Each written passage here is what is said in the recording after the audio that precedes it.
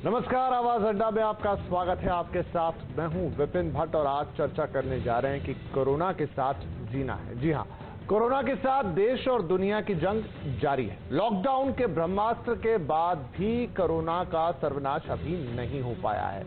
अब देश ने फैसला किया है कि कोरोना का मुकाबला करना है, लेकिन साथ में अपने काम भी करने हैं। देश इस वक्त 3 रंगों में बटा हुआ है, लाल, नारंगी और हरा। ये रंग तय कर रहे हैं कि हमें देश के किस हिस्से में कोरोना का कितना खतरा है। लेकिन अब वक्त आ गया है कि जान के साथ जहान का भी ख्याल रखा जाए, इसलिए लॉकडाउन में एहतियात के साथ ढील दी जा रही है। और यहीं पर है वो यक्ष प्रश्न जो आम आदमी से लेकर सरकारों तक सबको परेशान कर रहा है। बड़ी विडंबना है। एक तरफ ये सवाल है कि आखिर कब तक कोरोना के डर से सब कुछ छोड़कर घर पर बैठा जा सकता है, तो दूसरी तरफ ये डर कि कहीं इस छूट का सबसे बड़ा फायदा खुद कोरोना ना उठा ले। तो आज कार्यक्रम में इसी यक्ष प्रश्न का उत्तर खोजने की होगी कोशिश। आज की बड़ी चर्चा में हमारे साथ शामिल हो रहे हैं कुछ खास मेहमान। बीजेपी के प्रवक्ता Rajiv Jaitley, senior physician doctor K Agarwal, star imaging and path labs के director doctor Sameer Bhati, CSDS के प्रोफेसर अभय दुबे और एरिस्टा वॉल्स की फाउंडर पूर्वी राय, साथ में सामाजिक कार्यकर्ता संजय अग्रवाल। आप सभी का बहुत बहुत स्वागत है। तो हम चर्चा शुरू करें उससे पहले आपको कुछ सुनाते हैं। हमारे जो वरिष्ठ सहयोगी हैं लक्ष्मण रॉय साहब, उन्होंने देश के केंद्रीय मंत्री नितिन गडकरी साहब के साथ एक बातचीत की और उन्होंने ये सवाल उनसे भी पूछा कि कोरोना से डरना है, उसे साथ में लेके चलना है, कैसे आखिर हमारा काम चलेगा। तो उन्होंने क्या कहा, वहां से हम इस कार्यक्रम की शुरुआत करेंगे। सरकार ने लॉकडाउन फेज 3 की शुरुआत कर दी, कई सारी ढील दे दी, लेकिन कोरोना के मरीजों की जो संख्या आ रही है उसमें बहुत ही ज्यादा बढ़ोतरी दिख रही है। 24 घंटे में 3,900 नए मरीज सामने आए हैं, 195 डेथ हो गए। मेरा सवाल है कि क्या सरकार ने आर्थिक मजबूरी के चलते लॉकडाउन फेज 3 के तहत बहुत सारी ढील दी है? कोरोना की हालत वैसे अलाउ नहीं करती थी। पहली बात तो यह है कि हमको कोरोना की लड़ाई भी जीतनी है और इकोनॉमिक वॉर भी जीतनी है, और धीरे धीरे इस प्रकार का लॉकडाउन सब प्रकार से बंद करना ये भी ठीक नहीं है। तो अब हमको एक इम्पॉर्टेंट बात यह है कि कोरोना की लड़ाई लड़ते हुए अपने रोजमर्रा के जीवन को भी किस प्रकार से जीना, इसके लिए भी हमको उसके लिए भी प्रशिक्षण लेकर जीने की पद्धति समझनी होगी। और पहली बात यह है कि अभी मैं नागपुर में हूँ, यहाँ 12 विधानसभा है नागपुर शहर और जिले में। 6 ग्रामीण क्षेत्र है जहाँ कोरोना का इफेक्ट नहीं है। फिर नागपुर की 6 विधानसभा में से 4 विधानसभा में नहीं है, 2 विधानसभा में है, पर 2 विधानसभा में भी उसमें 2-2, 3-3 वार्ड ऐसे कि जो पॉकेट से जहाँ से हो रहा है, तो उसको केवल लॉकडाउन और स्ट्रिक्ट करके वहाँ हम सब प्रकार का पालन करके वहाँ के पेशेंट्स को, कोरोना ग्रस्तों को आइडेंटिफाई करें। पर उसके साथ साथ रोजी रोटी का भी प्रश्न लोगों का बहुत इम्पोर्टेंट है। लोग अटके हुए हैं, तो बिटवीन द लाइन दोनों के बीच में कॉन्ट्रडिक्शन नहीं है और हमको दोनों के बीच में से मार्ग निकालकर आगे जाना होगा, ऐसा मुझे लगता है। तो यह गडकरी साहब कह रहे हैं कि दोनों के बीच में से रास्ता निकालना होगा और आगे जाना होगा। तो चलिए, क्योंकि ये बयान सरकार की तरफ से है तो हम सरकार के साथ ही शुरुआत करते हैं। उनके प्रतिनिधि राजीव जेटली साहब हमारे साथ। राजीव जी, क्योंकि मुझे याद है जब लॉकडाउन में हम उतरे थे और क्योंकि बीच में प्रधानमंत्री साहब ने कई बार संबोधन दिया है, तो उन्होंने एक बात स्पष्ट की थी कि हमने जो देश के जो नागरिक है और उनकी जान है वो हमने ऊपर रखी है बनिस्बत किसी और के, यानी हमारा फोकस है लोगों की जान। आगे बढ़ते हुए फिर ये आया कि अब जान के साथ जहान का भी वक्त है, क्योंकि इन्हीं लोगों की जान फिर रोजगार और तमाम दूसरे चीजों पर भी निर्भर करती है, उसकी भी जरूरत है। अब हम एक ऐसे वक्त में आ गए हैं जहां पर हमने लॉकडाउन को, मेरे ख्याल से दुनिया का सबसे बड़ा लॉकडाउन है वो भारत में ही हुआ है, वो भी अपना के देख लिया है, एक हद तक चीजों को कंटेंट भी किया है। लेकिन अब जब हम धीरे धीरे ढील दे रहे हैं, फिर से नंबर थोड़े आगे पीछे हो रहे हैं, लेकिन इन दोनों के बीच में जो सामंजस्य बिठाना है, इंपॉर्टेंट सवाल ये होगा सर कि क्या इसकी तैयारी हमने कर रखी है? बिल्कुल विपिन जी, मैं तो कुछ इस तरीके से कहना चाहूंगा कि कुछ अलग करना है तो भीड़ से हटकर चलिए, कुछ अलग करना है तो भीड़ से हटकर चलिए। भीड़ साहस तो देती है लेकिन पहचान छीन लेती है। ये अब हम भारतीयों के ऊपर नहीं, हर किसी व्यक्ति के ऊपर लागू होता है। एक नई दुनिया, एक नई सोच, एक नई परंपरा आने वाली है, और ये बात सबको मालूम है। बहुत कुछ बदला, इस कोरोना ने हमारा बहुत कुछ बदल दिया, हमारी व्यवस्थाएं बदल दी, हमारी सोच बदल दी, हमारी प्रकृति बदल दी, हमारा पहनावा बदल दिया। आज हम पहनावे में भी देखिए एक एक जोड़े के अंदर घर में बैठे हैं लगभग 40-50 दिन से। तो मैं कहना चाहता हूं कि अब सबको बदलना पड़ेगा, और सबको बदलने के लिए अकेला चलना पड़ेगा, और अकेले में ऐसी सोच लेके आनी पड़ेगी जो हमें भी आगे लेके जाए, हमारे देश को भी आगे लेके जाए। हमारी सरकारों ने इस काम को शुरू कर दिया है। हमारी सरकारें विभिन्न तरीके से सोच रही है, जैसा अभी गडकरी जी ने भी बताया कि दुनिया के अंदर वो कंपनियां जो भारत आना चाहती हैं उनके लिए कैसे जमीन मुहैया करवानी है, उसके लिए कैसे व्यवस्थाएं बनानी है, और वो व्यवस्थाएं आपने भी देखी होंगी। आज हमने किस स्तर पर जाके कितने लाख हेक्टेयर जमीन जो है हमने अवेलेबल करवा रहे हैं। कुछ देश जो उस जमीन से छोटे हैं जितनी हम दुनिया को अवेलेबल करा रहे हैं कि हमारे देश में आके उद्योग लगाइए। तो ऐसे परिस्थितियां जिसमें खुद को भी बचाना है, देश को भी आगे लेके जाना है, और दुनिया में अपना तो राजीव जी बातें एक साथ जोड़ दी जी, ये तो थोड़ा लॉन्ग टर्म प्लान हो गया कि आगे हम किस तरीके से डील करेंगे। लेकिन अगर मैं शॉर्ट टर्म में पूछूं कि अब जब हम चीजों को खोल रहे हैं, और इसका एक आउटकम ये हो सकता है कि हम देखें कि कोरोना के नंबर काफी तेजी से बढ़े, जो पिछले एक हफ्ते का ट्रेंड भी अब दिख रहा है, मरीजों की संख्या बढ़े, मृतकों की संख्या भगवान न करे लेकिन अगर उसमें भी इजाफा होता है, तो ये इसकी तैयारी के बारे में मैं आपसे पूछ रहा था कि जब हम इसमें ढील देने जा रहे हैं तो उसका जो एक बैकग्राउंड हमें तैयार करना होता है कि अब कितने से बुरा कितना क्या हो जाएगा, क्या हम उसके लिए तैयार हैं? मैं विपिन जी, मैं आपको ये बताना चाहता हूं कि जो दिन आज आप देख रहे हैं इसकी तैयारी सरकार ने पहले ही कर ली थी। जो बड़े बड़े लेवल पे आपने देखा, सरकार ने पूरे एडमिनिस्ट्रेशन के बाद डेली प्रेस कॉन्फ्रेंस में अपनी एक एक बात को बताना, कितने लाख हमने बेड तैयार किए हैं। हमें मालूम था कि ये दिन आएगा, क्योंकि ये दिन आना था, और वो दिन आज आ चुका है। हो सकता है और अच्छा दिन भी आ सकता है, थोड़ा से बुरा दिन भी आ सकता है, उसकी सारी तैयारियां सरकार ने कर रखी हैं। लेकिन हाँ, ये बहुत इंपॉर्टेंट बात है कि हमें आगे भी बढ़ना है, हमें लॉकडाउन भी खोलना है, हमें इंडस्ट्री भी चलानी है। ऐसे में एक बात बिल्कुल सबके समझ में आ चुकी है कि जो व्यर्थ में हम अपना वक्त खराब कर रहे थे, व्यर्थ में अपना पेट्रोल और डीजल खराब कर रहे थे, आज ज्यादा एफिशिएंसी बढ़ी है लोगों की जब वो घर से काम कर रहे हैं, जब वो वर्क फ्रॉम होम कर रहे हैं, तो उनकी एफिशिएंसी ज्यादा आ रही है।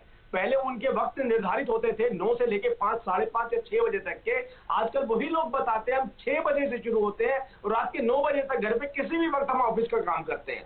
तो आप सोचिए, अगर इस तरीके की व्यवस्थाएं बनेंगी और सोशल डिस्टेंसिंग रहेगा, इंडस्ट्री में भी सोशल डिस्टेंसिंग रहेगा, इंडस्ट्री भी व्यवस्थित तरीके से चलेगी। हमने विदेशों में देखा था, बहुत अच्छे व्यवस्थित तरीके से इंडस्ट्री चलाई जाती थी। वो अलग सब्जेक्ट है कि आज चुनौतियां ज्यादा है, लेकिन ये हमारे पास एक मौका आया है, इस मौके को हम खोना नहीं चाहेंगे। ये मौका है, मैं इसको मौके का रूप देना चाहता हूँ। ठीक है, कोविड-19 एक बड़ी समस्या है, लेकिन समस्या के साथ एक मौका भी लेके आई है हमारे लिए कि कैसे हमने बेहतर तरीके से सभी चीजों का समन्वय बनाते हुए आगे बढ़ना है। और इस मौके को मुझे लगता है कि हर व्यक्ति जो घर में बैठा है, कई बार हम सोचते हैं कि शायद हम सोच रहे हैं ऐसी बात, लेकिन सोशल मीडिया पे देखते हैं, लोगों की राय जानते हैं, तब पता चलता है कि सबकी ऐसी ही सोच है जैसा हम सोच रहे हैं। ठीक है, अच्छी बात है।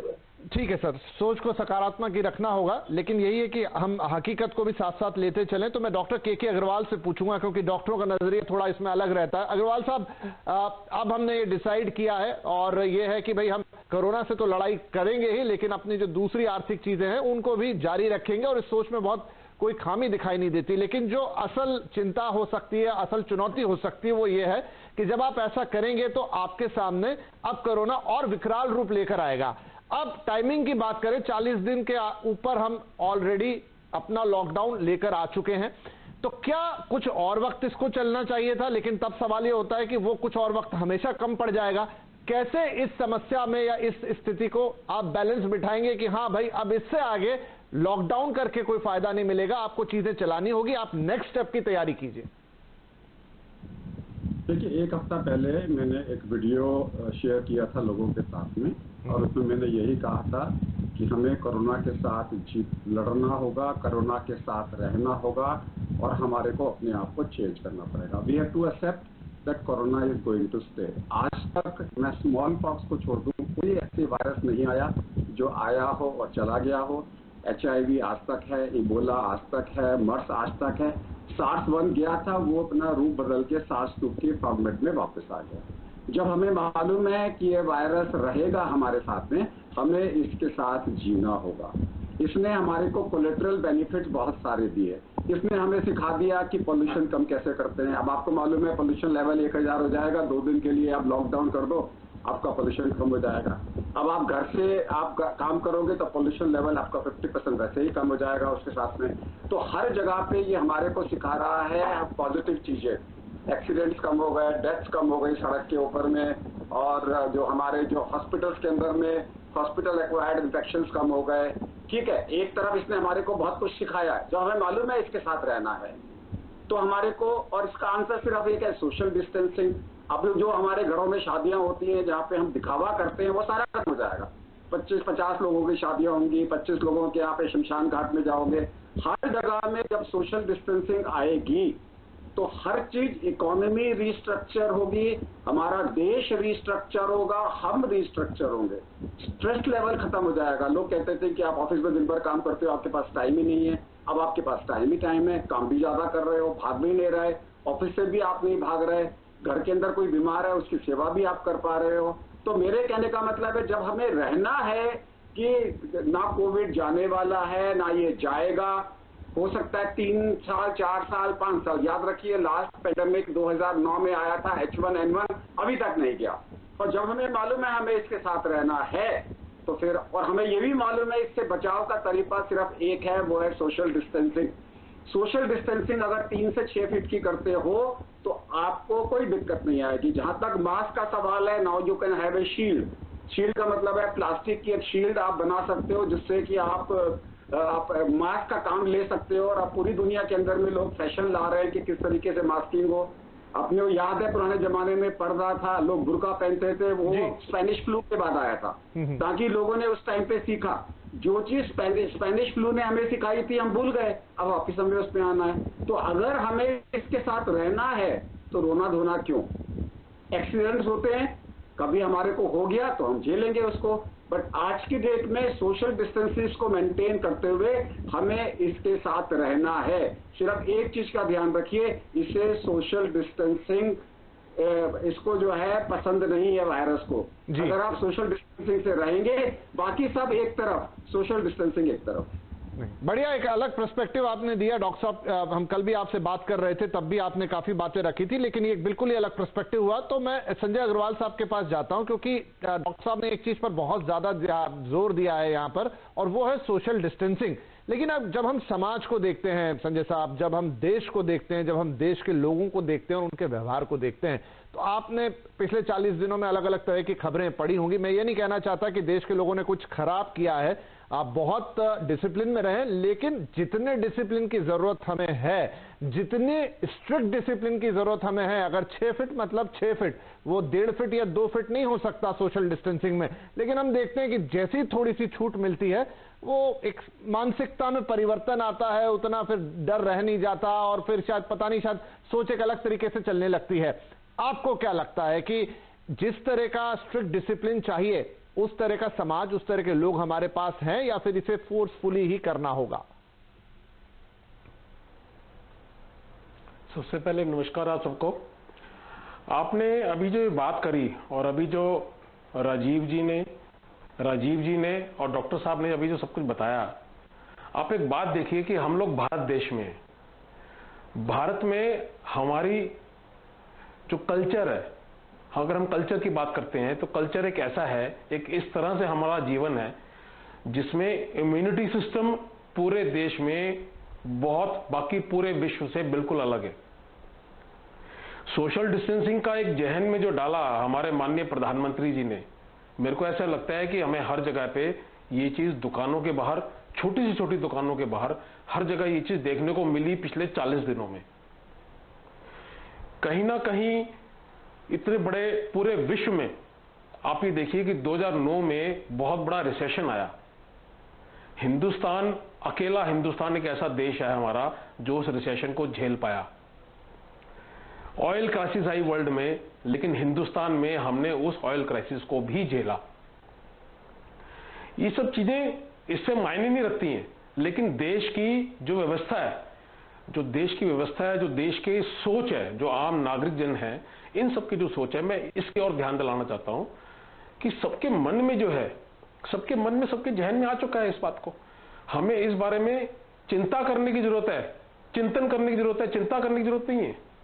उस चिंतन के लिए मोदी जी ने हमारे जहन में वो सब कुछ भर दिया कि हर जगह पे आप जहां निकलेंगे, छोटी छोटी दुकानों में भी, वहां पर सोशल डिस्टेंसिंग का हम लोगों को। लेकिन संजय साहब, पिछले 2 दिन में जो दृश्य हमें नजर आए शराब की दुकानों के सामने देश के अंदर, वो चिंता पैदा करने की बात हमारे मन में ले आते हैं। मैं बिल्कुल है, मैं उसी बात पे आ रहा था कि जितना 40 दिन में मेहनत करी गई पूरे देश भर में, जिस तरह से मोदी जी ने, पूरी सरकार ने जो मेहनत करी, सभी राज्यों ने जो मेहनत करी, मैं किसी राज्य को दोष नहीं देता हूं, सभी राज्यों ने जो मेहनत करी, लेकिन क्या हुआ कि हम लोग मेट्रोज में, हम मेट्रोज की अगर बात करते हैं, मेट्रोज में दिल्ली, अब हम दिल्ली में रहते हैं, दिल्ली सबसे बड़ा शहर है, कैपिटल सिटी है भारत की और मेट्रो सिटी है, लेकिन इसमें एक दुर्भाग्यपूर्ण जो घटना घटी 2 दिन में, जो आपने अभी बात करी बीच में, वो सबसे बड़ी बात है कि 2 दिन में सारी सोशल डिस्टेंसिंग की शराब की दुकानों पर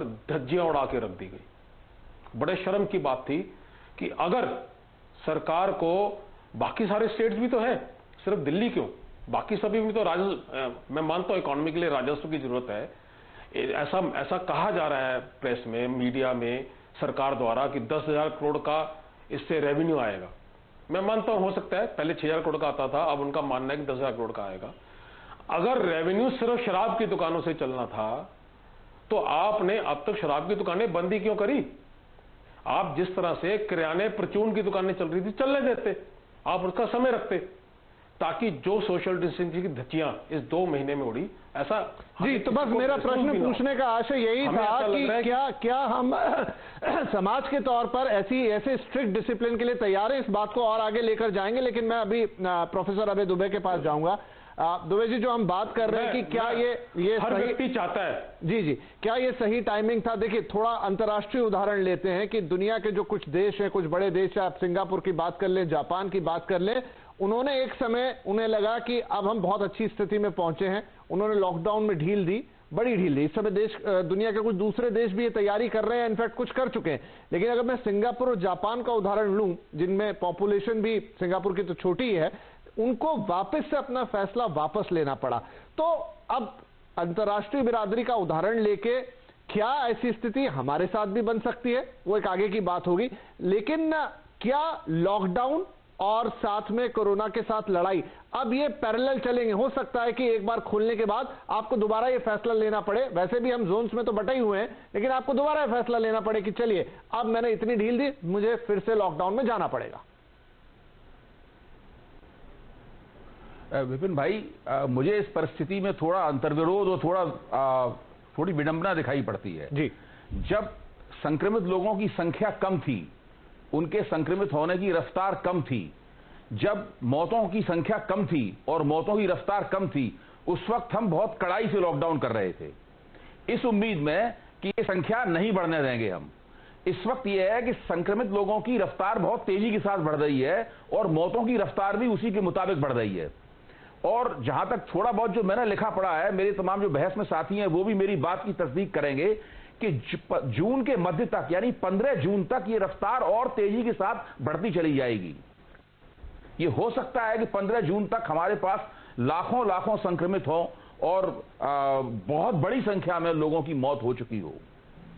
लेकिन अब हम आर्थिक हालत के कारण मजबूर हैं। हमें अपने उत्पादन, उपभोग और आमदनी का जो चक्र है, उस चक्र को हमें चलाना ही है हर हालत में। तो सिंगापुर और जापान तो ये अफोर्ड कर सकते हैं कि वो एक बार ढील देकर उसको वापस ले लें, क्योंकि उनकी अर्थव्यवस्थाएं अलग तरह की हैं। जापान ने जो जबरदस्त पैकेज, राहत का जो पैकेज जारी किया है पुनर्वास का, आप उसी से अंदाजा लगा दीजिए, हम लोग तो कल्पना भी नहीं कर सकते उस पैकेज को देने की। तो मेरा कहना यह है कि भारत को लॉकडाउन उठाना ही उठाना है हर हालत में, और बहुत जल्दी उठाना है। बहुत समय भी नहीं है हमारे पास। 15 दिन से लेके 30 दिन के अंदर पूरी अर्थव्यवस्था, सब कुछ खोल देना है। पूरी जो शहरी जीवन है उसको खोल देना है। सब कुछ सामान्य स्थिति में आ जाना है। और इसी दौरान हमें अपने आप को प्रशिक्षित करना है कि हम लोग कोरोना वायरस के साथ कैसे रहें। अभी जो डॉक्टर साहब कह रहे थे, बहुत अच्छी बात थी। उन्होंने कहा कि जो भी वायरस आता है वो किसी न किसी रूप में हमारे साथ रह जाता है, उसका समूल नाश नहीं होता और हमें उस वायरस के साथ रहना सीखना पड़ता है। हमें कोरोना वायरस के साथ भी रहना सीखना पड़ेगा और अब ये सीखने की प्रक्रिया अभी शुरू हो गई है और सीखेंगे हम तभी जब घरों से निकलेंगे। घरों में बंद रह के हम नहीं सीख सकते।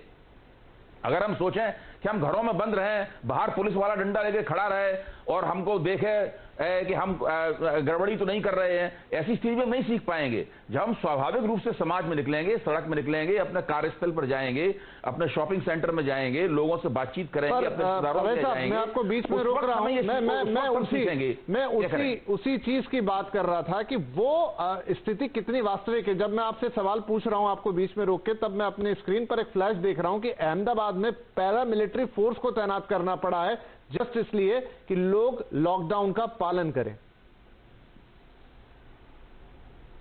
विपिन भाई, ये परिस्थिति बीच बीच में आ सकती है, दिल्ली में भी आ सकती है, उत्तर प्रदेश में भी आ सकती है, अहमदाबाद में आ सकती है, बॉम्बे में देखिए शराब की दुकानें खोली गई, उसके बाद फिर उनको बंद करना पड़ा।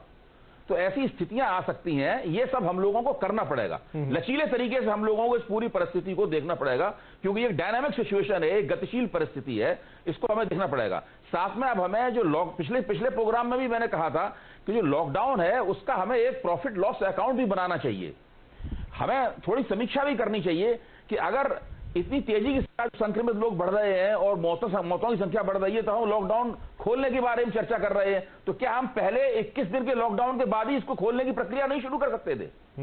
तब हमारे पास आर्थिक वापसी के लिए ज्यादा समय होता, हमारी अर्थव्यवस्था को उस वक्त तक कम नुकसान होता, कम लोगों का रोजगार जाता, हमारा जो ग्रोथ रेट है वो नेगेटिव नकारात्मक हो गया है, वो वैसी स्थिति शायद वैसी नहीं होती।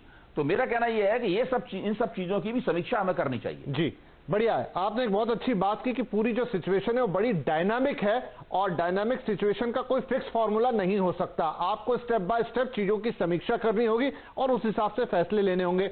हमारे साथ पूर्वी रॉय हैं जो आज इस पैनल पर इंडस्ट्री को रिप्रेजेंट कर रही है। तो पूर्वी, अब जब हमने काम की शुरुआत की है तो क्या मसलन आपकी कंपनी को ले लें या पूरी इंडस्ट्री, अगर आप इंडस्ट्री को रिप्रेजेंट कर रही हैं, तो क्या कोई इस तरह का प्लान आप लोगों ने तैयार किया है कि अब ये जो काम करेंगे हम एक नए चैलेंज में काम करेंगे, ठीक है, जहां आपको काम भी करवाना है और लोगों को उतनी ही सुरक्षा भी देनी है। और आप ये मानिए कि जो समाज का निचला तबका है, जो मजदूर वर्ग है या जो श्रमिक वर्ग है, वहां पर चैलेंज सबसे ज्यादा है।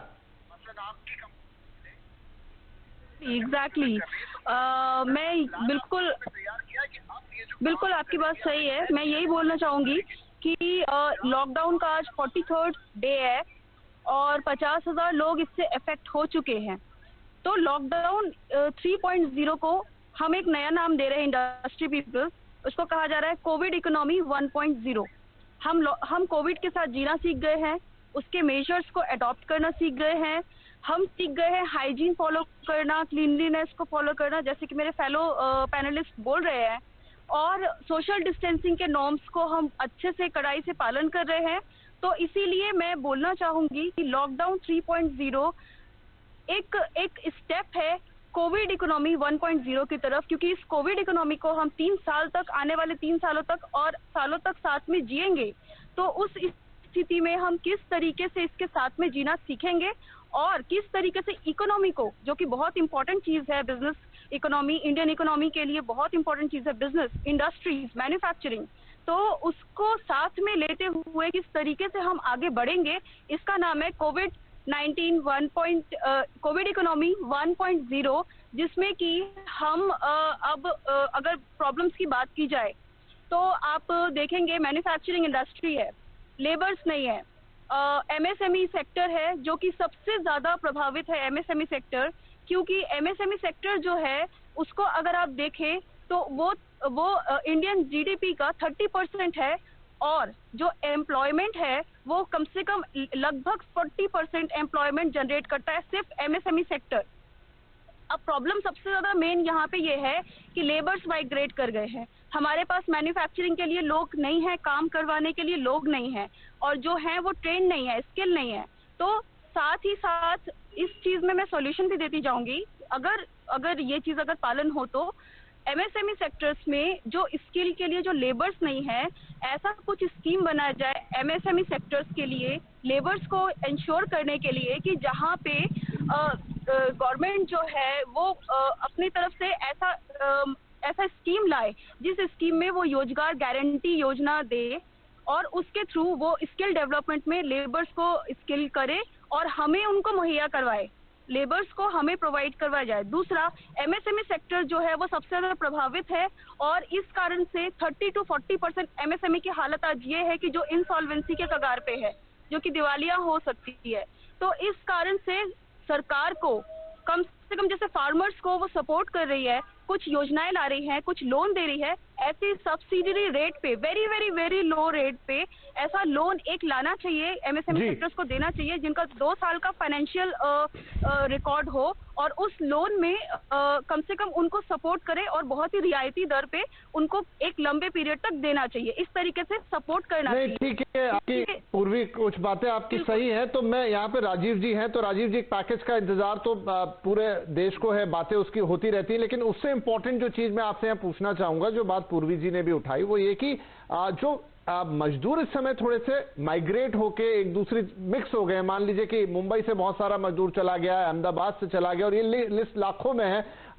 ट्रेनें चलाई जा रही हैं उनको एक जगह से दूसरी जगह ले जाने के लिए। तो अब जबकि हम काम खोलने की शुरुआत कर रहे हैं, उस समय वर्कर्स की बहुत दिक्कत हो सकती है। तो क्या इसके लिए सरकार की तरफ से कोई प्लान तैयार है, कोई ऐसी चीज जिससे उनको वापस लाना, उनको इस बात का भरोसा दिलाना कि आपका स्वास्थ्य भी ठीक रहेगा और आपका रोजगार भी इंटैक्ट रहेगा? क्या उस पर कोई प्लान या एक्शन हो रहा है इस वक्त?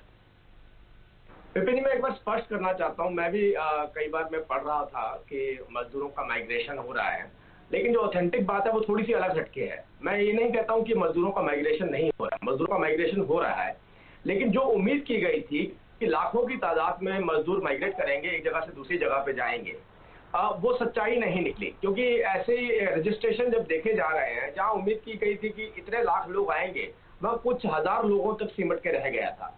रही बात कि जो लोग अवेलेबल नहीं है या दूसरी जगहों पे जा रहे हैं, मान लीजिए कोई मजदूर महाराष्ट्र में आ रहा है, दूसरी जगह से आ रहा है, तो ये गवर्नमेंट ने एक इनिशिएटिव लिया है कि उनको स्किल डेवलपमेंट यूनिवर्सिटीज के साथ अटैच किया जाएगा, उनको प्रतिभा दी जाएगी ताकि वो वहां पर अपना कार्य कर सके। उत्तर प्रदेश सरकार ने भी, बिहार ने भी, बाकी सब राज्य सरकारों ने भी इसके ऊपर काम किया, इवन हरियाणा ने भी काम किया। लेकिन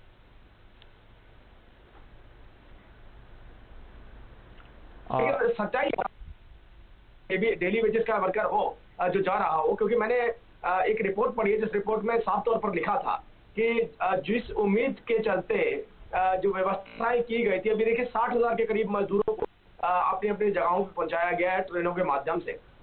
लेकिन मैं ये नहीं कहता हूं कि ये कोई कम संख्या है, ये भी बड़ी संख्या है। लेकिन हर मजदूर किसी न किसी राज्य में, किसी न किसी राज्य से जा रहा है, तो अगर वो दूसरे राज्य से भी आ रहा है तो ये गवर्नमेंट। जी, लगता है राजीव साहब के लिंक के साथ थोड़ा सा इशू है, हम उसे करेक्ट करने की कोशिश करेंगे और फिर उनके पास जाएंगे एक बार फिर। लेकिन अब हम समीर साहब के पास चलेंगे। समीर साहब, आपने पूरी चर्चा अभी तक सुनी और अब ये आम जनजीवन से भी जुड़ी है, सामान्य लोगों से भी, और खासतौर पे जो हम मजदूर और श्रमिक वर्ग की बात कर रहे थे, क्योंकि वो एक जगह से दूसरी जगह पर जा रहे हैं, शायद वो वापस भी आएंगे। और यहाँ पर ये भी एक दिक्कत होती है कि वहां पर कई सारे लोग एक साथ रहते हैं जब किसी शहर में काम करते हैं, और हम बात कर रहे हैं कि अब इस हैवी कोरोना स्प्रेड के अंदर हमको अपनी इंडस्ट्री खोलनी है। ऐसे में टेस्टिंग बड़ा इंपॉर्टेंट हो जाता है कि अब आपको हो सकता है रैपिड टेस्ट लगाने पड़े, आपको ज्यादा लोगों को टेस्ट करना पड़े, क्योंकि अब आप ओपन में हैं। अभी तक तो लॉकडाउन में थे, आपके पास एक सिस्टम था कि आप स्क्रीन करें, टेस्ट लगाएं, लोगों को निकाल लें, उन्हें आइसोलेट कर लें। लेकिन अब जब सब मिक्स होने जा रहा है, तो वैसे में जो हमारी मौजूदा अभी टेस्टिंग कैपेसिटी है और जो हमें चाहिए होगी, उसमें कितना डिफरेंस है और किस तरह के टेस्ट हमें लगाने होंगे? जी, मैं अभी डॉक्टर के अग्रवाल सर ने जैसा बताया कि हमें कोरोना के साथ ही रहना पड़ेगा, और डॉक्टर साहब को पता है कि जो हेल्थ केयर इंडस्ट्री है वो तो ड्यूरिंग कोरोना भी चल ही रही है, उसमें वर्किंग फ्रॉम होम ऐसा कोई कॉन्सेप्ट तो होता नहीं है।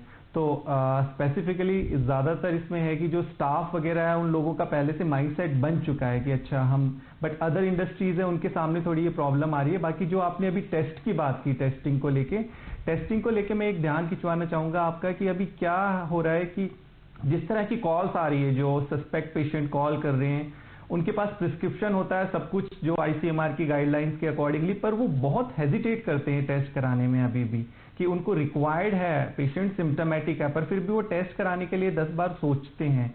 जैसी कॉल्स आती है, जो कॉल सेंटर से मेरे पास फीडबैक आता है कि पेशेंट पूछ रहा है, जब हम उनको ऑप्शन देते हैं कि आपके घर से सैंपल कलेक्ट करने के लिए आएंगे फ्लेबॉटमिस्ट, तो उनके बहुत सारे क्वेश्चंस होते हैं। अच्छा, घर पे आएंगे तो पड़ोसी देखेंगे, RWA अलाउ नहीं करेगा, वो बहुत तरह की चीज़ें होती है। इस सब चीज़ को देखते हुए फिर हमने उनके लिए और भी दूसरे ऑप्शंस प्रोवाइड किए, जैसे ड्राइव थ्रू टेक्नोलॉजी और आपका कोविड बूथ, इस तरह की चीज़ें भी हमने प्रोवाइड की है। बट हाँ, सबसे ज़्यादा जो देखने को मिल रहा है कि वो पैनिक और एंग्जाइटी अभी भी है काफ़ी ज़्यादा, ये सब कुछ। और जिस तरह से आप बात करें मजदूरों वाली, कि उसमें अभी लोग जो है, जिस तरह के फ़ोन आ रहे हैं कि अगर वो छोटी स्मॉल इंडस्ट्रीज़ वगैरह खोल रहे हैं, तो उनको लग रहा है कि एक बार मजदूरों को बुलाने से पहले, लेबर्स को बुलाने से पहले उनके अपने टेस्ट कराए, जो अभी RT-PCR जो अप्रूव्ड है ICMR से, वहां से वो उनको टेस्ट कराएं। बट हाँ, पैनिक एंड एंग्जाइटी जरूर है कि हाँ, अगर तो समीर जी, हमको ये टेस्ट की जो तादाद है, जो नंबर है, उसको कितना बढ़ाना पड़ेगा। जो मैं आपसे सवाल पूछ रहा हूँ ये है कि अब हम एक अलग सिचुएशन में जा रहे हैं, अब हम लॉकडाउन से बाहर निकल रहे हैं,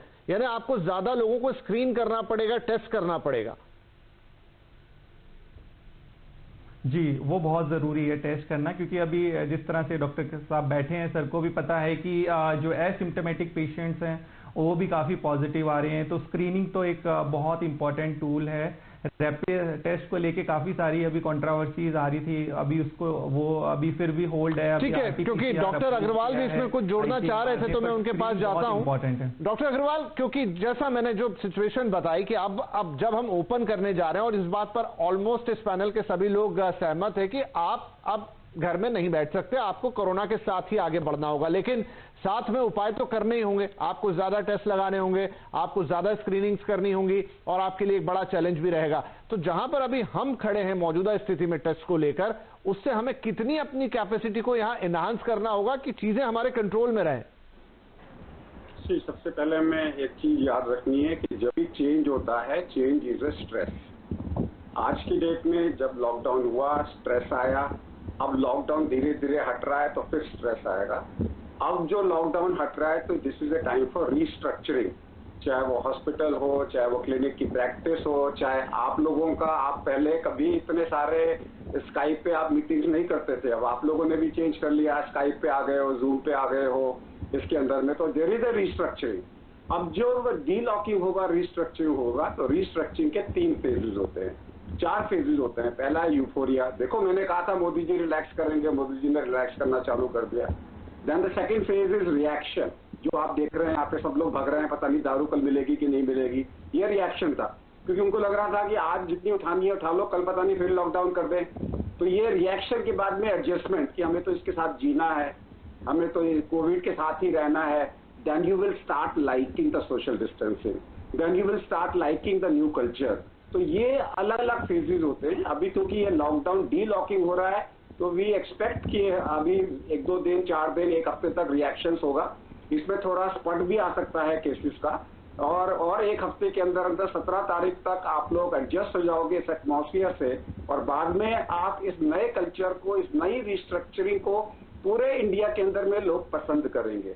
इसी रिस्ट्रक्चरिंग में लोग ट्रांसफर हो रहे हैं, क्योंकि जो लोग दिल्ली में हैं, जिनको सोशल डिस्टेंसिंग के लिए जिनको कमरे ही नहीं मिलेंगे रहने के लिए, they will have to restructure themselves. पूरी इंडिया में आप देखेंगे रीस्ट्रक्चरिंग होगा, and that restructuring will be for a betterment, and that's what madam has said about economic 1.0।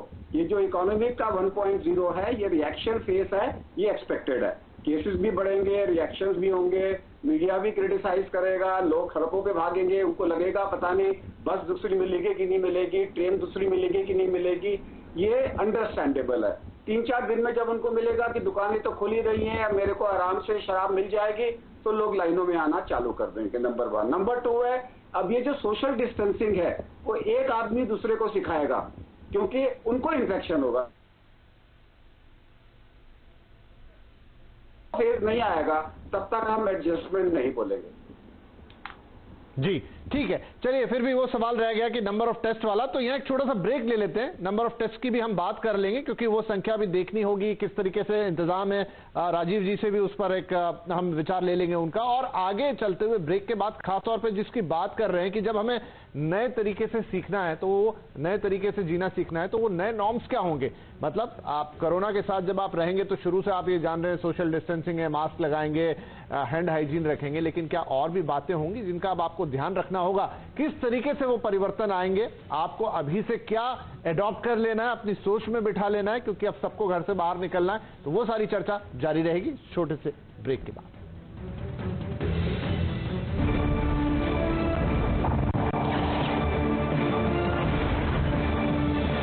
आवाज अड्डा में आज हम बात कर रहे हैं कि आप कोरोना के साथ ही जीना है, तो इस जीने को आपको कैसे डिजाइन करना होगा, क्या लाइफस्टाइल रहेगी, क्या चुनौतियां रहेंगी, क्या मुश्किलें रहेंगी। और मैं एक लाइटर नोट पर चालू करता हूं। और राजीव साहब आप भी ध्यान दीजिए कि ये, क्योंकि हम सोशल मीडिया पर भी हमें कई सारे लोग देख रहे होते हैं लाइव कार्यक्रम में, तो किसी ने लिखा है कि सरकार से निवेदन है कि खासतौर पर महिलाओं के लिए एक पिंक जोन बनाया जाए और गोलगप्पे, टिक्की के स्टॉल और इन सब के लिए इजाजत दी जाए, जहां महिलाएं खा भी सके अपनी प्रिय चीज और साथ में वो अर्थव्यवस्था में योगदान भी कर सके। तो ये थोड़ा लाइटर मोड पे बात रही। पर सर यहाँ पर जो अभी हमने डॉक्टर साहब को सुना या तमाम चीजें, मैं आपसे ये पूछना चाहूंगा कि अब हम जब नए चैलेंज में जा रहे हैं, मोटे मोटे तौर पे हमें पता है कि कितने हॉस्पिटल्स हमारे पास तैयार है, कितने वेंटिलेटर का इंतजाम हमने कर रखा है, लेकिन जो टेस्टिंग की बात है, क्योंकि एक बड़ी विडंबना ये है यहाँ पर कि करीब 70% के आसपास जो लोग हैं वो असिम्प्टोमेटिक हैं, और जब आप सब बाहर लेंगे और सिम्टम वाले को तो आप फिर भी पहचान सकते हैं, बिना सिम्टम वाले के लिए टेस्टिंग जरूरी होगी। तो क्या टेस्टिंग के लिए कुछ नया प्लान, कुछ नई तैयारियां हैं जहां हम नंबर ऑफ टेस्ट बढ़ाएंगे या कोई तरीका बदलेंगे कि कैसे अब आप लोगों को स्क्रीन करेंगे और उन्हें टेस्ट करेंगे? बिल्कुल विपिन जी, बहुत सारी ऐसी टेस्टिंग हमारी इनोवेशन जो भारत ने अपनी खुद इनोवेट करी हैं, ऐसे ऐसे निकल करके आ रही हैं। पहले हम डिपेंडेंट होना पड़ता था, क्योंकि ये जो पैंडेमिक है इसके बारे में कोई अंदाजा नहीं था कब आएगा, कैसे आएगा, क्यों आएगा। और जब वो आया तो केवल भारत नहीं पूरी दुनिया के साथ ये चुनौती।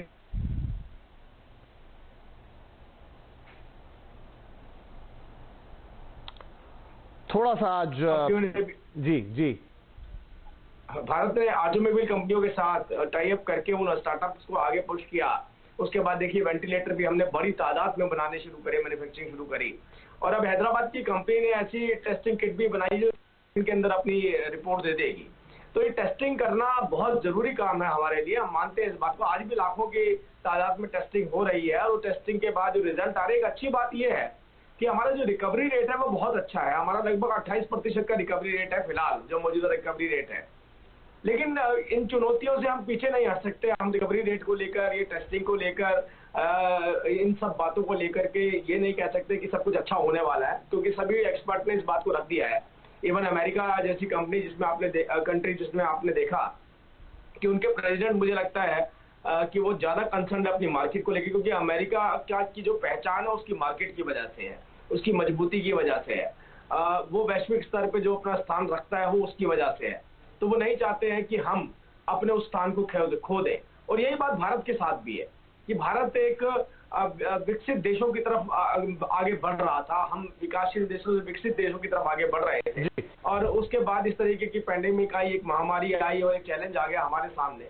लेकिन भारत एक अच्छी पोजीशन में आज पूरी दुनिया के अंदर जो डेवलप कंट्रीज थे उनके कंपैरेटिवली, क्योंकि हम जो हमारी जिस तरीके की परिस्थितियां बन रही हैं, जो ग्लोबल परिस्थितियां बन रही हैं, जो चाइना के खिलाफ जो चीजें जा रही हैं, उसका फायदा चाहे वियतनाम को मिले, हो सकता है ताइवान को मिले, लेकिन वो भारत को भी बड़े स्तर पर मिलने वाला है जी। तो हम ये चाहते हैं कि इस देश के अंदर ये एक जनरल गाइडेंस जो सी होती है, एक नॉलेज जो होती है, वो देनी बहुत जरूरी है। आप टेस्टिंग ज्यादा करेंगे, सिर्फ आइडेंटिफाई कर सकते हैं कि कोविड के कितने पेशेंट है, क्योंकि अभी हमारे पास कोई वैक्सीन नहीं है इसका कोई ट्रीटमेंट, इसका कोई क्योर, इसका कोई इलाज नहीं है। आप सिर्फ आइडेंटिफाई कर सकते हैं। आइडेंटिफाई करने के लिए गवर्नमेंट बहुत कंसर्न है, और उसके सीनियर अधिकारी, पूरा ICMR, पूरा एडमिनिस्ट्रेशन, वो दिल्ली हो या कोई और दूसरा महानगर हो, अगर उनके अंदर एक हर्ड इम्यूनिटी वाला तत्व पहले से नहीं होता तो इस वक्त भारत में लाशों के अंबार लग जाते।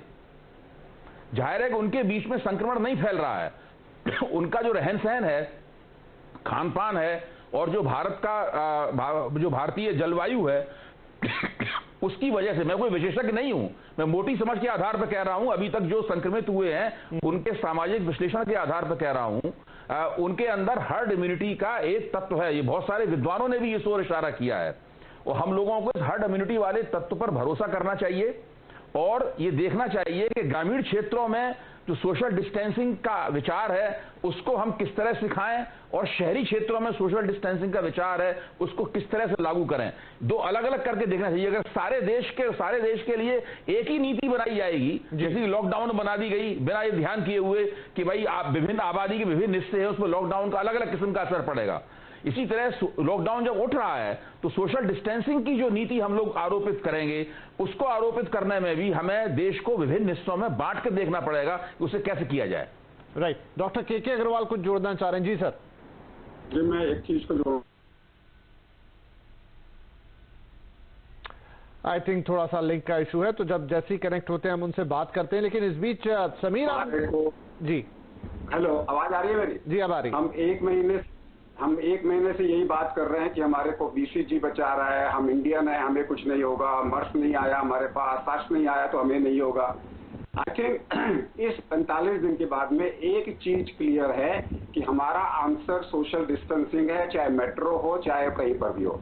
अभी हम लोगों ने एक एनालिसिस निकाली है कि जहां पे हमारी एवरेज पॉपुलेशन पूरे इंडिया में 1185 पर स्क्वायर किलोमीटर है, वहां एवरेज नंबर 2048 है।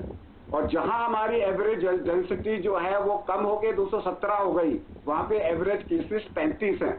अब गांव में भी जाओगे, अगर सोशल डिस्टेंसिंग नहीं किया तो वहां पर भी महामारी आ रही है, जहां पर भी डेंसिटी ज्यादा है। अब ये जो रिस्ट्रक्चरिंग हो रहा है, लोग एक शहर से दूसरे जगह में जा रहे हैं, वो सिर्फ इसलिए जा रहे हैं क्योंकि वो सोशल डिस्टेंसिंग, जैसे दिल्ली में एक कमरे में अगर 10 लोग रहते हैं, अब रह ही नहीं सकते, वो अफोर्ड ही नहीं कर सकते कि एक कमरे में 3 लोग रहें और इतना किराया दें। So they have to restructure themselves. So हमें नहीं भूलना चाहिए कि हम बच जाएंगे, हमारी इम्यूनिटी अच्छी है, हमारा बीसीजी वैक्सीन है, हमारे को H1N1 का वैक्सीन नहीं लगा, भगवान हमारे को बचाएगा। I think the answer is only one and that's 3 to 6 feet of social distancing, respiratory hygiene, cough etiquettes and social distancing. एक मंत्र है सोशल डिस्टेंसिंग का। जहां पर आप एक कमरे में, जहाज में क्या हुआ, डायमंड प्रिंसेस में क्या हुआ, सोशल डिस्टेंसिंग नहीं थी, 43% को हो गया। अमेरिका के मेंटल हॉस्पिटल्स में क्या हुआ, सोशल डिस्टेंसिंग नहीं थी, 98% लोगों को इन्फेक्शन हो गया। अभी कोटला के अंदर एक मकान में 18 लोगों को हुआ, सोशल डिस्टेंसिंग नहीं थी। अगर सोशल डिस्टेंसिंग नहीं होगी, गाँव हो या शहर हो, ये बीमारी होगी। We have to learn with live with social distancing। यही हमारा एक फॉर्म है। और किसी कारण से अगर आप ऐसे मौके में फंस गए जहां सोशल डिस्टेंसिंग नहीं है और आपने मास्क नहीं पहन रखा और आपका एक्सपोजर 10 मिनट से ज्यादा है, आपको इन्फेक्शन होगा, कोई रोक नहीं सकता। राइट। चलिए, तो सोशल डिस्टेंसिंग वो मूल मंत्र है जिसको फॉलो करके हम ये कोविड की लड़ाई लड़ सकते हैं, वो भी जब हम खुले मैदान में निकल कर आ गए। अब घर से हम बाहर हैं, सोशल डिस्टेंसिंग यानी 6 फीट, ना उससे कम ना उससे ज्यादा हो सकता है, लेकिन उससे कम बिल्कुल भी नहीं। मास्क और हैंड सैनिटाइजेशन, कफ एटिकेट्स जो डॉक्टर साहब बात कर रहे हैं, चलते चलते और थोड़ी बातें पूछ लेंगे बाद में।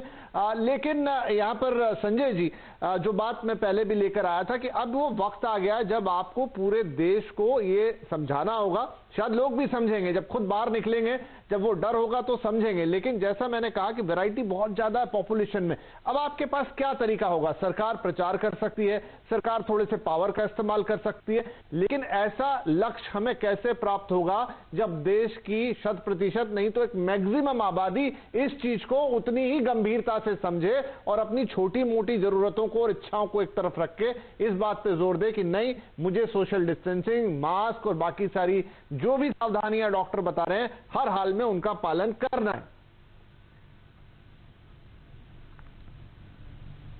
जैसा भी डॉक्टर साहब ने कहा और जैसा मैंने पहले भी एक बात रखी कि लोगों के जहन में ये चीज आ चुकी है, हमें इतनी ज्यादा चिंता की जरूरत नहीं है। सिर्फ जिस तरह से मोदी जी ने पूरे देश को, मोदी जी को हर जन मन ने उनकी बात को सुना, उनकी बात को माना और अपने बीच में ये दूरियां खड़ी करनी शुरू करी, जो एक अच्छी चीज के लिए है।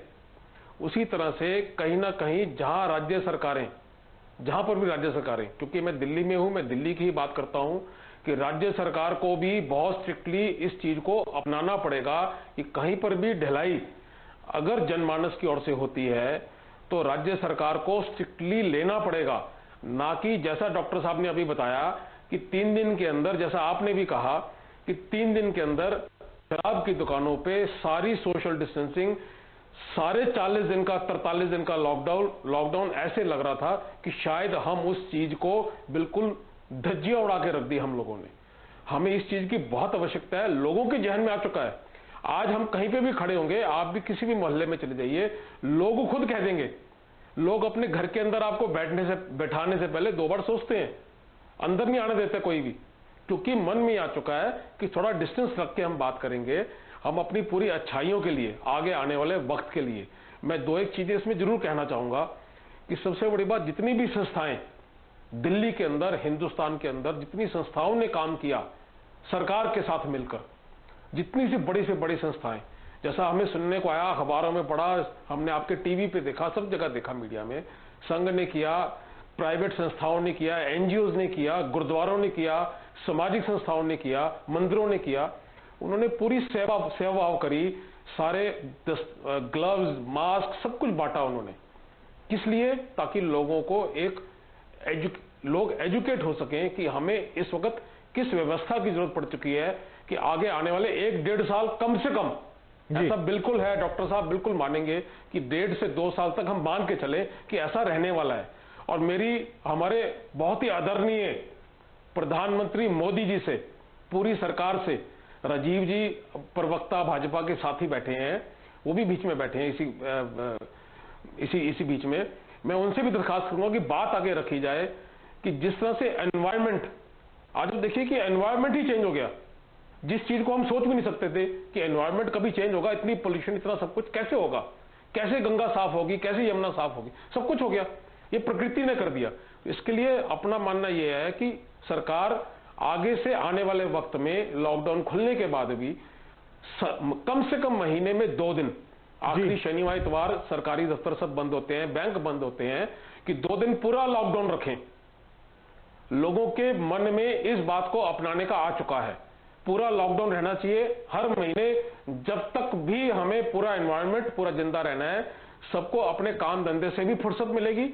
ठीक है सर, ये उत्तम विचार हो सकता है, लेकिन चूंकि अब मेरे पास समय थोड़ा कम रह गया, इसलिए मैं फटाफट कुछ सवाल लेता हूं। तो पूर्वी हम आपसे बात कर रहे थे, आपने इंडस्ट्री की कुछ तकलीफें रखी, लेकिन जब हम ये देखते हैं कि आप के यहाँ पर लोग काम कर रहे हैं, तो आपकी तरफ से क्या होगा कि उनको थोड़ा एजुकेट किया जाए, उनको थोड़ा समझाया जाए? यहाँ मतलब सिर्फ इतना नहीं कि जमीन पर वो गोले बना दिए जाए और समझा दें कि इन पे खड़ा होना है, मेरा मतलब है उस तरीके से जहां उनको ये समझ आए कि भाई अब इस तरीके नया जो समय आ गया है कोरोना के साथ जीने के लिए, ये बातें बिल्कुल साफ होनी चाहिए। तो क्या कोई एजुकेशन प्रोग्राम, क्या कोई ट्रेनिंग उस तरह की आप लोगों ने सोची है? जी बिल्कुल आपने सही बोला। हम सोच रहे हैं कि लोगों को अवेयर करने के लिए ऑब्वियसली हमारे ऑफिसेज में अभी से ही सैनिटाइजेशन से लेके सारा कुछ शुरू हो गया है, क्योंकि मैं टेक्नोलॉजी स्टार्टअप से बिलोंग करती हूँ। तो टेक्नोलॉजी स्टार्टअप में हम खुद ही एक ऐसे डिवाइसेस बना रहे हैं जो कि स्टरलाइजेशन और सैनिटाइजेशन को एक नेक्स्ट लेवल तक लेके जाएगा। बिना उसको यूज किए, वो इलेक्ट्रॉनिक्स को स्टरलाइज और सैनिटाइज करने के लिए है, तो बिना उसको यूज किए लोग अंदर नहीं घुसेंगे। इसके अलावा मैं माननीय प्रधानमंत्री जी की तारीफ करके ये भी बोलना चाहूंगी कि जिस तरीके से इंडिया इकोनॉमी के मैन्युफैक्चरिंग के लिए अब उभरेगा आगे, क्योंकि ब्लेसिंग इन डिस्गाइज की तरह से जहां पूरा का पूरा वर्ल्ड चाइना से खफा है और मैन्युफैक्चरिंग यूनिट्स, इंडस्ट्रीज इंडिया में शिफ्ट हो रही है, तो अब हमारे पास बहुत अच्छी अपॉर्चुनिटी है टेक्नोलॉजी तरीके से डेवलप करके और उसको तरीके से इंडिया में बना के और उसके लिए तरीके से इंडिया में बना के और पूरे के पूरे ग्लोबल इकोनॉमी में अब इंडिया आगे जाएगा। और इसमें इनोवेशन, क्रिएशन और स्टार्टअप्स और इसका जो है टेक्नोलॉजी स्टार्टअप्स का बहुत बहुत बहुत महत्वपूर्ण योगदान होगा। और बिल्कुल मैं ये चाहूंगी कि जैसे कि अभी जेटली जी बोल रहे थे कि अमेरिका जो है वो सुपर पावर है, ठीक है, मगर इंडिया ने जिस तरीके से कोरोना से फाइट किया है और जिस तरीके से सक्सेस हुआ है, उस तरीके से इंडिया अब नेक्स्ट मैन्युफैक्चरिंग हब बन के आएगा चाइना से सारी इंडस्ट्रीज। नहीं, बहुत बढ़िया बात है कि कोरोना का एक फॉल आउट अगर ये होता है कि इंडिया के लिए ये बड़ी अपॉर्चुनिटी आती है और आप जैसे जो यंग एंटरप्रेन्योर हैं और शनै शनै चलायमान की जो चीज इंडिया हमेशा फॉलो करते आ रहा है, शनै शनै चलायमान, और ये चीज चलायमान तो है, इसीलिए जो लॉकडाउन 3.0 है इसको हम कह रहे हैं कोविड इकोनॉमी 1.0, जहां से स्टार्ट होती है अब इंडिया की इकोनॉमी। जी बढ़िया है, बहुत अच्छी बात है। लेकिन अब क्योंकि बिल्कुल अंत की तरफ आ गए तो मैं समीर जी से एक सवाल लेना चाहूंगा। समीर जी, ये सारी बातों के बीच बहुत सारी पॉजिटिव चीजें भी हैं, बहुत सारा डिसिप्लिन भी है, लेकिन एक है कि आखिरकार हमें इससे छुटकारा तो चाहिए और उसके लिए कोई वैक्सीन चाहिए होगी, कोई दवाई चाहिए होगी। इजराइल से खबर आ रही है, अमेरिका से खबर आ रही है, भारत में भी हमने सुना है कि 30 अलग अलग जगहों पर कंपनीज कुछ काम कर रही हैं डिफरेंट फॉर्मूलाज पे। अभी लेकिन वास्तविकता में हम कहां पहुंचे, कितनी जल्दी हमें इसका इलाज मिलने की संभावना है? जी देखिए, इस बारे में वैक्सीन के बारे में और सब तरह के हम सुन रहे हैं, डिफरेंट हर कंट्री से अलग अलग तरह की न्यूज़ आ रही है। इनफैक्ट गाइडलाइंस भी बहुत चीज़ों पे चेंज हो रही है। वैक्सीन के बारे में डॉक्टर के अग्रवाल आपको ठीक से बता पाएंगे, पर आप जो अभी टेस्टिंग की बात कर रहे थे, इसमें मेरा एक सुझाव है कि हमारे जो कंटेनमेंट जोन बने हुए हैं उसके अंदर मास स्क्रीनिंग होना बहुत ही आवश्यक है, जो कि कहीं ना कहीं अभी लैग कर रहा है। कुछ चीजें आईसीएमआर की तरफ से गाइडलाइन आई है, जैसे प्रेग्नेंट वुमेन के लिए कब टेस्ट कराना, बट जो स्पेसिफिकली कंटेनमेंट जोन है जहां पे हमें पता ही है कि काफी सारे सस्पेक्टेड पेशेंट है, वहां पर स्क्रीनिंग होना बहुत ज्यादा जरूरी है। नहीं, ठीक है, अच्छा सुझाव है आपका। लेकिन जो मूल प्रश्न था तो मैं डॉक्टर के अग्रवाल से पूछता हूं। डॉक्टर साहब, कब तक उम्मीद करें कि हमें कोई इलाज मिल सकता है? देखिए, रेमडेसिविर एक दवाई है जो आज की डेट में ओसेल्टामिविर जैसे कि टेमीफ्लू थी उस जैसे ग्रुप की एक दवाई है जो करीबन आज की डेट में सबसे ज्यादा इफेक्ट को कर रही है। अमेरिका की दवाई है, 1 किलोग्राम का सॉल्ट 1 करोड़ रुपए का है। भारत नेगोशिएट कर रहा है कि वो भारत के अंदर में आए, और आई थिंक मोदी जी को ट्रम्प जी से नेगोशिएट करना पड़ेगा। हमने हाइड्रोक्सीक्लोरोक्विन दी, तो हमारे को रेमडेसिविर को। इसके अलावा बाकी दवाइयां सब ट्रायल्स में हैं। इस वक्त में जो होप है वो सिर्फ रेमडेसिविर के साथ ही है, जिसके लिए भारत को नेगोशिएट करना होगा, या फिर उनको अपना जो हमारा जो इंटरनेशनल पेंडेमिक का जो लॉ है जिसके अनुसार में आप उस जैसी दवाई बना सकते हो अपने आप से, उसके लिए आपको अमेरिका से परमिशन लेनी होगी। उस सिचुएशन में आप सस्ती दवाई भारत के अंदर में उसके फॉर्मूले से बना सकते हो। जहां तक सवाल है, कल जो सवाल इटली का आया कि वो मोनोक्लोनल एंटीबॉडीज बना रहे हैं, that is beyond the affordability of A common man. That vaccine तो उसके बारे में भूल जाइए, वो सिर्फ अगर यूज होगा तो उन केसेस के लिए होगा जो क्रिटिकल केसेस हैं और जो अफोर्ड कर सकते हैं, अदरवाइज कॉमन आदमी के लिए वो नहीं है। कॉमन आदमी का आज जो वैक्सीन है वो एक ही है, वो है प्रिवेंशन, वो है सोशल डिस्टेंसिंग। अगर आप सोशल डिस्टेंसिंग करोगे तो आप कोरोना से बचे रहोगे। सोशल डिस्टेंसिंग के साथ में जहां पर भी आपने सरफेस को टच किया, कॉमनली टच सरफेस को आप दिन में 3 बार साफ कर लीजिए। बचाव करेंगे, बचे रहेंगे। आप साउथ कोरिया को देखिए, जापान को देखिए, उन्होंने लॉकडाउन नहीं किया, उन्होंने एल्डरली लॉकडाउन किया। उन्होंने एल्डर लोगों को बोल दिया कि आप अपने आप को बचा के रखो। अगर आप देखें हांगकांग और सिंगापुर में, वहां मास्किंग कंपलसरी नहीं है, बट 100% लोग मास्क लगा रहे हैं। सिचुएशन ये आनी चाहिए कि ना मोदी जी को ना डॉक्टरों को बोलना चाहिए कि क्या करना है, पब्लिक एक दूसरे को करवाए। बगल वाला आके मेरे को बोले कि डॉक्टर साहब आपने मास्क नहीं पहन रखा, आप गलत काम कर रहे हो, घर के अंदर घुसो, बाहर निकलना है तो मास्क पहनिए। ये जिस दिन हो जाएगा उस दिन हमारी भारत की जो है, जो हमारा जो भारत है वो एक पूरी दुनिया में नंबर 1 हो जाएगा।